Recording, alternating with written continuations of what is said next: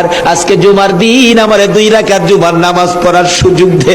ও নবীর উম্মতেরা, নবীর আশিকেরা, হুসাইনের আশিকেরা গো, এই 2 রাকাত নামাজ জুমার নামাজ ছাইরো না, আমার নবীর শাফায়াত নসিব হবে না।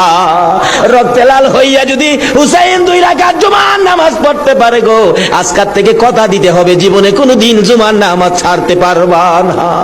জুমার নামাজ আদায় করতে সময়টুকুন দিলে নামাজ শুরু করে দিলেন, রুকু সিজদার কাজ শেষ করে তাশাহুদে বসে সালাম ফিরানোর আগ পর্যন্ত কাছাকাছি বসে বসে এই যে সৈন্যরা নামাজের ভিতরে প্রত্যক্ষদর্শীরা বলেন এক একটা করে তীর মারে হুসাইনের গায়ে। ডান দিক দিয়ে যদি তীরটা মারতো, বাম দিক দিয়া বেরিয়ে যাইতো, সামনে দিয়া মারলে পিছন দিয়া বেরিয়ে যায়, এই কিসিমের তীর গো নামাজের ভিতরে 72টা তীর লাগাইছে।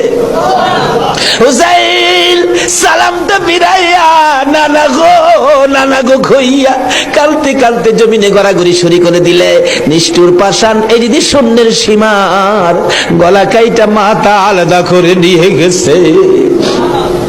হুসাইন শহীদ হয়ে যায়। ওদিকে দিয়ে ডাকতেছে মহরমের 10 তারিখ সন্ধ্যা যখন হয়ে গেল, উম্মে সালমা বলেন